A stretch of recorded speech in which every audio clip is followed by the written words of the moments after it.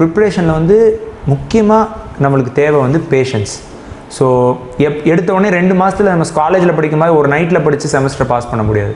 So ஒரு sustained preparation, ஒரு கரெக்டான ஒரு திட்டமிடல் வந்து இருக்கணும்.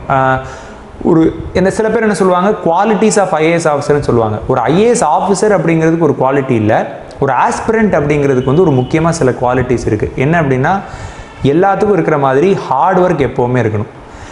ஏன்னா இந்த ப்ரிப்பரேஷன் அப்படிங்கிறது வந்து மினிமம் ஒரு 1 இயர் ப்ரிப்பேர் பண்ணணும். அடுத்து எக்ஸாம் வந்து ஒரு 1 இயர் நடக்கும், prelims, mains, interview. So minimum யாராவது கிளியர் பண்ணணும்னு நினச்சா minimum 2 years of constant preparation வந்து இருக்கணும். ஸோ அதில் வந்து ஹார்ட் ஒர்க் அப்படிங்கிறது வந்து ரொம்ப ரொம்ப முக்கியம். ஹார்ட் ஒர்க்கை யாராலையும் சப்ஸ்டியூட் பண்ண முடியாது. இதுதான் வந்து ரொம்ப ஒரு முக்கியமான ஒரு குவாலிட்டி, ஹார்ட் ஒர்க். அதுக்கப்புறம் வந்து ஒரு ரொம்ப முக்கியமான குவாலிட்டி என்னென்னா கன்சிஸ்டன்சி.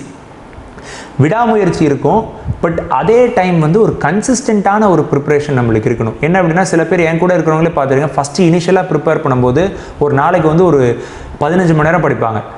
அப்புறம் அப்படியே ஒரு நாளாக ஒரு 15 மணி நேரம் வந்து ஒரு 10 மணி நேரமாக குறையும், அப்புறம் 10 மணி நேரம் 8 மணி நேரமாக குறையும், அப்புறம் கொஞ்ச நாள் கழித்து ஒரு மாதம் கேப் எடுத்து நம்ம படிக்கலாம் அப்படின்னு நினைப்பாங்க. ஸோ இந்த மாதிரி ஒரு கன்சிஸ்டன்சி இல்லைன்னா கண்டிப்பாக நம்மளால் சக்ஸஸ் பண்ணவே முடியாது.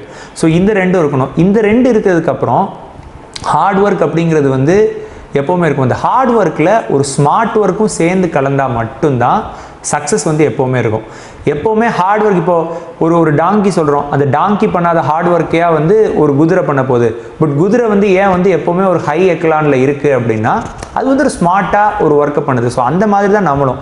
ஸோ எல்லாரும் பண்ணுற ஹார்ட் ஒர்க் பண்ணணும். அந்த ஹார்ட் ஒர்க்கில் இப்போ 6 லட்சம் பேர் 10 லட்சம் பேர் எழுதுறாங்கன்னா அதில் வந்து ஒரு 100 பேர் தான் ஐஏஎஸ் ஆகிறாங்க. பட் அந்த 100 பேர்த்துக்கும் ஒரு குவாலிட்டி இருக்குது அப்படின்னா, ஒவ்வொருத்தரும் வேறு பேக்ரவுண்டில் வந்து இருப்பாங்க, வேறு மாதிரி படிச்சிருப்பாங்க. பட் அவங்க எல்லாத்துக்குமே சிமிலராக இருக்கிறது, மற்றவங்களோட தனித்தனிமையாக நம்ம என்ன பண்ணணும், நம்மளோட ரைட்டிங்ஸில் சரி, நம்மளோட ப்ரிப்ரேஷனில் சரி, எல்லாத்துலேயுமே ஒரு ஸ்மார்ட் ஒர்க் இருக்கணும்.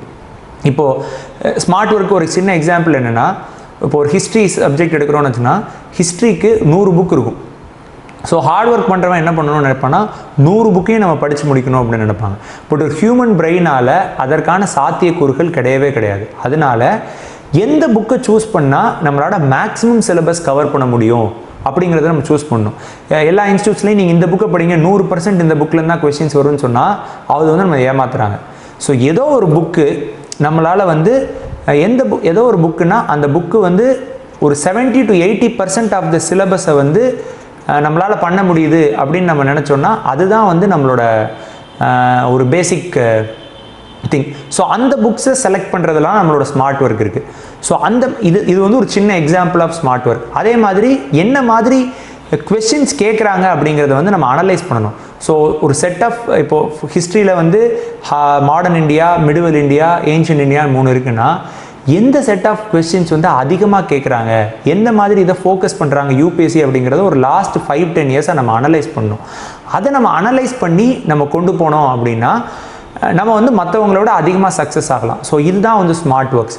ஸோ இதெல்லாம் வந்து நம்ம ஒரு நல்ல குவாலிட்டிஸ், ஒரு ஹார்ட் ஒர்க், ஒரு ஸ்மார்ட் ஒர்க், ஒரு கன்சிஸ்டன்சி, அதே மாதிரி ஒரு நல்ல ஒரு ரைட்டிங் ஸ்கில் இருக்கணும். ஏன்னா வந்து நம்ம வந்து ஒரு எக்ஸாம் எழுத போகிறோம், நம்ம கவர்மெண்ட்டுக்காக சர்வ் பண்ண போகிறோம், இந்தியாவோட ஹையஸ்ட் ஃபார்ம் ஆஃப் சிவில் சர்வீஸை வந்து நம்ம அட்டைன் பண்ண போகிறோம் அப்படின்னு நினைக்கிறப்போ நம்மளோட ரைட்டிங்கில் வந்து ஒரு குவாலிட்டி இருக்கணும்.